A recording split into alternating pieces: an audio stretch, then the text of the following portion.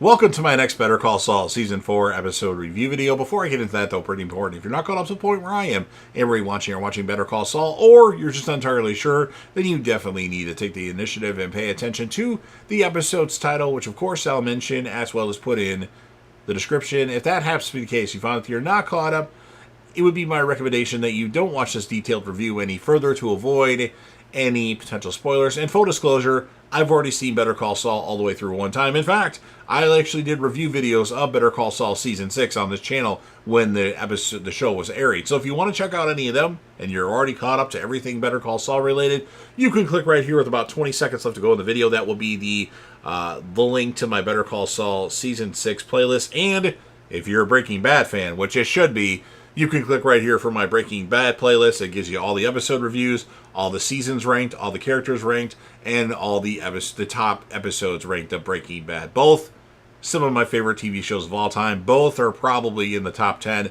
Better Call Saul, I think, is in the top 10. At the moment, without looking at anything, I would say it's number 6, but I might be wrong on that. But I want to revisit the show to let it resonate more because I binged it until I got caught up with Season 6. So let's talk about the show and join me on the journey to discuss this awesome and amazing show. So with all that said, this will be Better Call Saul Season 4, Episode 7. The title of this episode is called Something Special.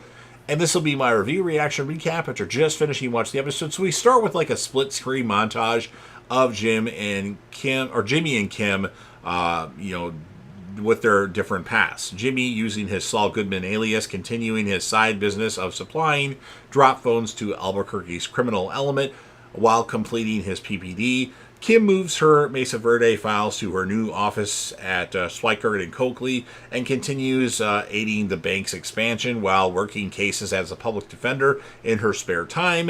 The montage ends with Kim climbing into bed and waking Jimmy, who stares into space. And then Jimmy greets someone at a residential house that he plans to use as his practice when his law license is reinstated, explaining how he wants to use each room. The person visiting him turns out to be Huel Babadoo, his partner in the drop phone business. Jimmy asks for Huel's opinion on whether the place would make a good law office, but Huel replies that if he was a lawyer, he would have a high-rise office and a boat. Dr. Bruckner shows cue cards to Hector Salamanca, testing his awareness of his surroundings. Hector Salamanca's mobility is limited, allowing him only to tap his index finger to indicate affirmation. When a nurse comes delivering lunch, Hector purposely knocks a cup of water over so he can view her butt and down her shirt. Hector begrudgingly continues with Bruckner's tests after the nurse leaves. Jimmy and Kim attend a party at Schweikert and Coakley, where he introduces himself to her co-workers. Jimmy visits her lavish office, where he looks at trophies, each signifying one of Mesa Verde's new branches, and a framed, handwritten thank you note from one of her public defender clients. Jimmy approaches a group discussion involving Kim and Rich, spitballing potential locales for a company retreat when Rich invites Jimmy to join in and mentions that he enjoys skiing in Taos. Jimmy suggests increasingly far away and expensive locations, ending with Aspen, Colorado. Launching into a monologue and talking over the conversation, he becomes the life of the party, but both Rich and Kim appear uncomfortable. There is tension between Jimmy and Kim as they drive back from the party. I don't know why I'm saying Jim when I clearly have put a note Jimmy. I don't know what that's. It's the Kim thing. Kim and Jim, Kim. Then I'll say Kimmy instead of Kim. Anyway. At Gus's warehouse, Mike collects Warner and his workers and transports them by van to the laundromat. There, the men walk behind a plastic sheeting partition and descend down a shaft leading to the secret basement in progress. That night at Gus's residence, Bruckner updates Gus with Hector Salamanca's progress. She shows him videotape of his most recent session, stating how his motor functions have improved.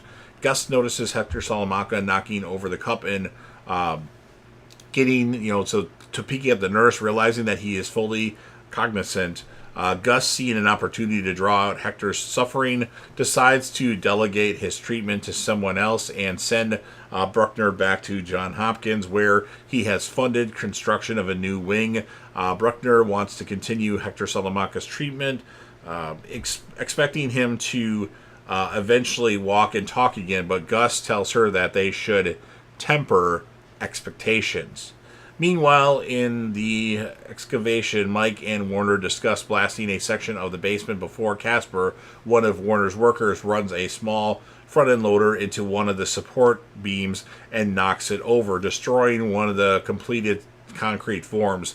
This sparks a fight between Casper and Kai, which Mike breaks up by shouting at them in German. So Mike knows more than what you think he knows.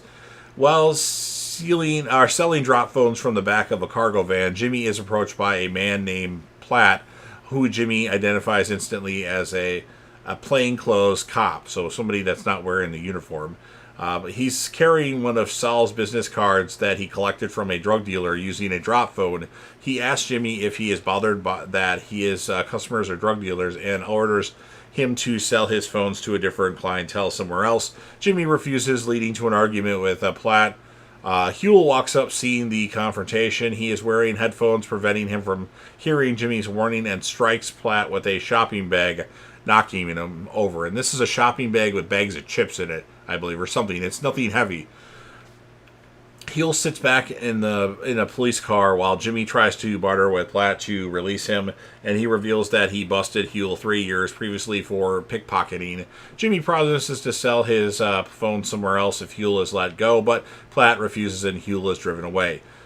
Mike approaches Warner at the bar and the two engage in conversation. Warner relates to Mike, pointing out to the German meaning of his last name, Ermentrout.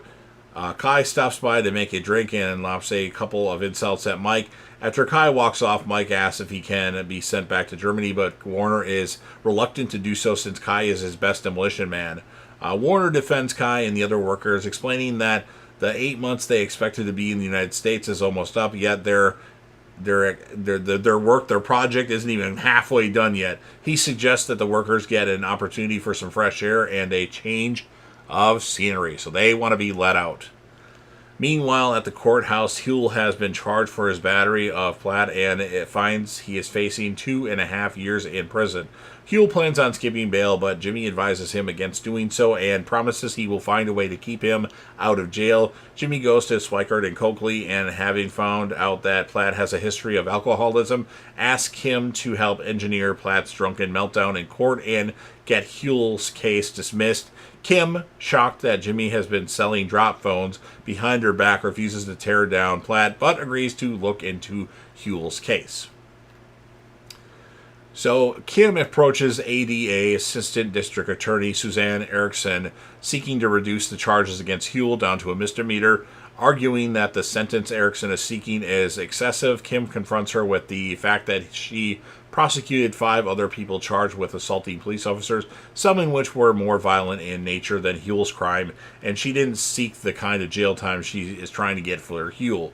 Erickson refuses on grounds that Huell is a repeat offender and won't negotiate with Kim, dismissing her witness Jimmy as a scumbag disbarred lawyer, visibly stung by the disparaging of Jimmy's character. Kim tells her she does not know the whole story and leaves. In the parking lot outside, Kim makes a call arranging a meeting with Huell. While walking up to Jimmy at his car, she informs Jimmy that there will be no way that Huell will avoid at least some time in jail. Jimmy promises to help Kim convince Huell not to skip bail, but cryptically tells her, "You do your thing, I'll do mine." Kim, anxious that Jimmy is about to get himself into trouble, drives into an office supply store and purchases an assorted array of paper and writing implements. She calls Jimmy and urges him to hold off on whatever he's planning, saying she found a better way, and that's what ends this episode of Better Call Saul. So, and not the most entertaining episode, I won't lie. I mean, it's still great television. It's still, good episode compared to some shows. I'll score this one an 8.0 out of 10, and my character of the episode is going to be Kim Wexler for this one. So you've heard everything that I have to say. Now it's your turn. If you're a fan of Better Call Saul and you want to help me out the YouTube algorithm, please consider Hulk smashing the like button to help me out that algorithm. share the video with a friend, put this video on any one of your social media platforms. Don't forget to sound off in the comment section about what your thoughts are on this episode of Better Call Saul.